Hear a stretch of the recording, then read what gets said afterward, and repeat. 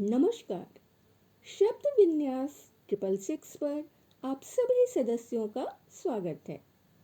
शब्द विन्यास की इस श्रृंखला में आज जो कड़ी जुड़ रही है वो प्रेमचंद जी की लेखनी से निकली है, जिसका शीर्षक है दो बहनें।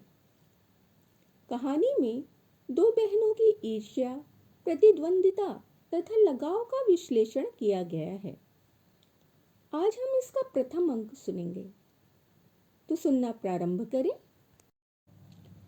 दोनों बहनें 2 साल के बाद एक तीसरे नातेदार के घर मिली और खूब रो धोकर खुश हुई। तो बड़ी बहन रूप कुमारी ने देखा कि छोटी बहन राम दुलारी सिर से पांव तक गहनों से लदी है। कुछ उसका रंग खुल गया है, स्वभाव में कुछ गरिमा आ गई है और बातचीत करने में ज्यादा चतुर हो गई है। कीमती बनारसी साड़ी और बेलदार उन्नावी मखमल के जंपर ने उसके रूप को और भी चमका दिया। वही राम दुलारी लड़कपन में सिर के बाल खोले फूहड़ सी इधर उधर खेला करती थी। अंतिम बार रूप कुमारी ने उसे उसके विवाह में देखा था, 2 साल पहले। तब भी उसकी शक्ल सूरत में कुछ ज्यादा अंतर न हुआ था। लंबी तो हो गई थी, मगर थी उतनी ही दुबली, उतनी ही फूहड़, उतनी ही मंद बुद्धि, जरा जरा सी बात पर रूठने वाली। मगर आज तो कुछ हालत ही और थी, जैसे कली खिल गई हो। और यह रूप नहीं, केवल आंखों को लुभाने की शक्ति है। रेशम और मखमल और सोने के बल पर वह रूपरेखा थोड़े ही बदल जाएगी, फिर भी आंखों में समाई जाती है। 50 स्त्रियां जमा हैं, मगर यह आकर्षण, यह जादू और किसी में नहीं। कहीं आईना मिलता तो वह जरा अपनी सूरत भी देखती। घर से चलते समय उसने आईना देखा था। अपने रूप को चमकाने के लिए जितना आसान चढ़ा सकती थी, उससे कुछ अधिक ही चढ़ाया था। लेकिन अब वह सूरत जैसे स्मृति से मिट गई है। उसकी धुंधली सी परछाई भर हृदय पट पर है। उसे फिर से देखने के लिए वह बेकरार हो रही है। वह अब तुलनात्मक दृष्टि से देखेगी। राम दुलारी में यह आकर्षण कहाँ से आया, इस रहस्य का पता लगाएगी। यूं उसके पास मेकअप की सामग्रियों के साथ छोटा सा आईना भी है, लेकिन भीड़ भाड़ में वह आईना देखने या बनाव श्रृंगार करने की आदी नहीं है। ये औरतें दिल में न जाने क्या समझें। मगर यहाँ कोई आईना तो होगा ही। ड्राइंग रूम में जरूर होगा।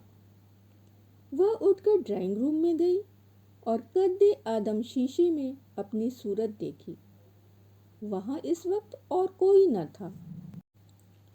मर्द बाहर सहन में थे, औरतें गाने बजाने में लगी हुई थी। उसने आलोचनात्मक दृष्टि से एक एक अंगों के एक एक विन्यास को देखा। उसका अंग विन्यास, उसकी मुख छवि निष्कलंक है, मगर वह ताजगी, वह मादकता, वह माधुर्य नहीं है। हाँ, नहीं है। वह अपने को धोखे में नहीं डाल सकती। कारण क्या है? यही कि राम दुलारी आज खिली है, उसे खिले जमाना हो गया। लेकिन इस ख्याल से उसका चित्त शांत नहीं होता। वह राम दुलारी से हेठी बनकर नहीं रह सकती। ये पुरुष भी कितने गावदी होते हैं। किसी में भी सच्चे सौंदर्य की परख नहीं। इन्हें तो जवानी और चंचलता और हाव भाव चाहिए। आंखें रखकर भी अंधे बनते हैं। भला इन बातों का आपसे क्या संबंध? ये तो उम्र के तमाशे हैं। असली रूप तो वह है जो समय की परवाह ना करे। उसके कपड़ों में राम दुलारी को खड़ा कर दो, फिर देखो यह सारा जादू कहाँ उड़ जाता है। चुड़ैल सी नजर आए। मगर इन अंधों को कौन समझाए। मगर राम दुलारी के घर वाले तो इतने संपन्न ना थे। विवाह में जो जोड़े और गहने आए थे वे तो बहुत ही निराशाजनक थे। खुशहाली का दूसरा कोई सामान भी न था। इसके ससुर एक रियासत के मुख्तार आम थे और दूल्हा कॉलेज में पढ़ता था। इस 2 साल में कहाँ से यह खून बरस गया। कौन जाने, गहने कहीं से मांग लाई हो, कपड़े भी मांगे के हो सकते हैं। कुछ औरतों को अपनी हैसियत बढ़ाकर दिखाने की लत होती है, तो वह स्वांग राम दुलारी को मुबारक रहे। मैं जैसी हूँ वैसी अच्छी हूँ। प्रदर्शन का यह रोग कितना बढ़ता जाता है। घर में रोटियों का ठिकाना नहीं है। मर्द 25-30 रुपए पर कलम घिस रहा है, लेकिन देवी जी घर से निकलेंगी तो इस तरह बन ठन कर मानो कहीं की राजकुमारी हैं।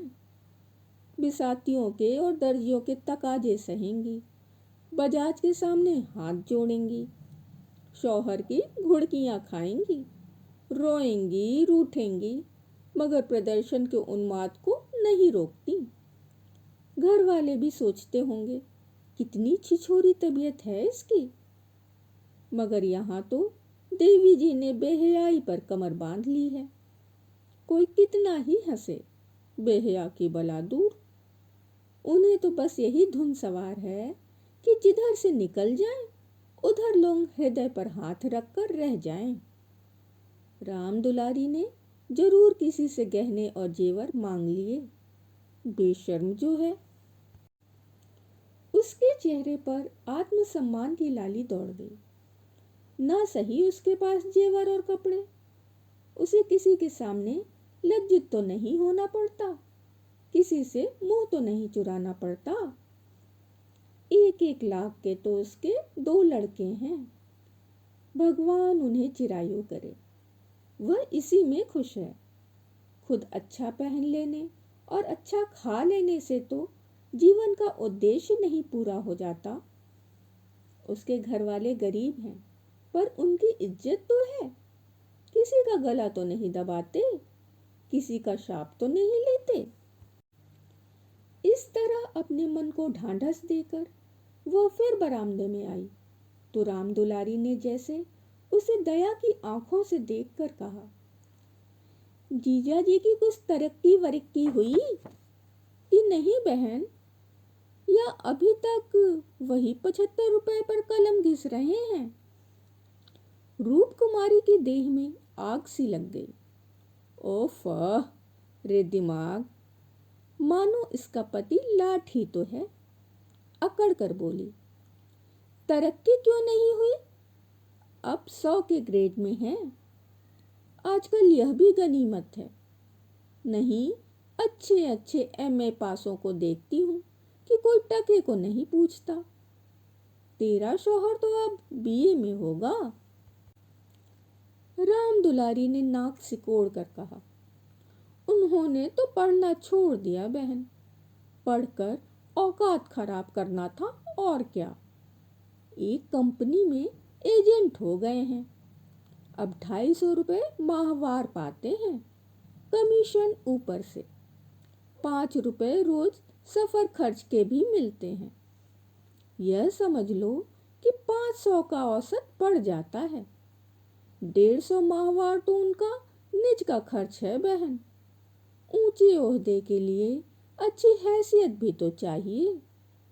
350 बेदाग घर दे देते हैं, उसमें से 100 रुपए मुझे मिलते हैं। 250 में घर का खर्च खुशफैली से चल जाता है। एमए पास करके क्या करते।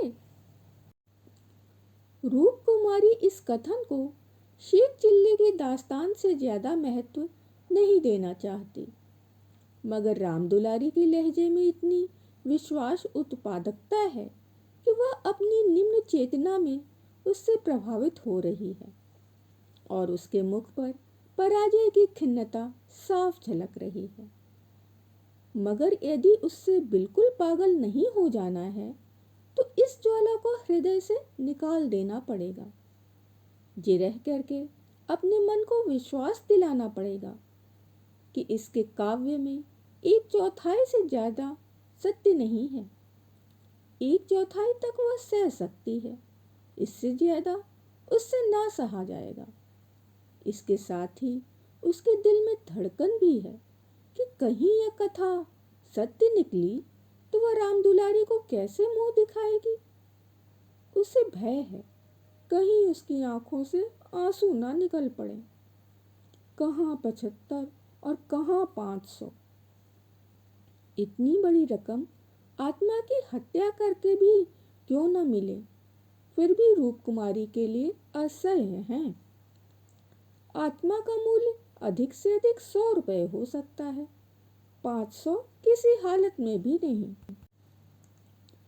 उसने परिहास के भाव से पूछा, जब एजेंटी में इतना वेतन और भत्ता मिलता है तो ये सारे कॉलेज बंद क्यों नहीं हो जाते?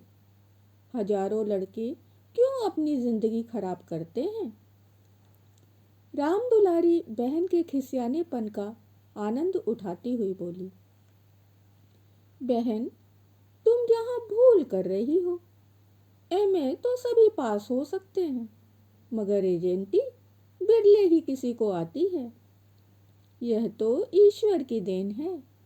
कोई जिंदगी भर पढ़ता रहे, मगर यह जरूरी नहीं कि वह एक अच्छा एजेंट भी हो जाए। रुपए पैदा करना दूसरी बात है, आलिम फाजिल हो जाना दूसरी बात। अपने माल की श्रेष्ठता का विश्वास पैदा कर देना, यह दिल में जमा देना कि इससे सस्ता और टिकाऊ माल बाजार में मिल ही नहीं सकता, आसान काम नहीं है। एक से एक घाघों से उनका साबका पड़ता है। बड़े बड़े राजाओं और रईसों का मत फेरना पड़ता है, तब जाके कहीं माल बिकता है। मामूली आदमी तो राजाओं और नवाबों के सामने जा ही ना सकें, पहुंच ही ना हो, और किसी तरफ पहुंच भी जाए तो जबान ना खुले। पहले पहल तो इन्हें भी झिझक हुई थी, मगर अब तो इस सागर के मगर हैं। अगले साल तरक्की होने वाली है। तो ये था कहानी का प्रथम अंक। आपको कैसा लगा? अपने सुझाव और विचार कमेंट्स के जरिए हमें अवश्य दें। पसंद आने पर लाइक करें, मित्रों परिवारजनों में शेयर करें। शब्द विन्यास 666 चैनल को सब्सक्राइब कर लें और बेल आइकन को दबाना बिल्कुल ना भूलें। धन्यवाद।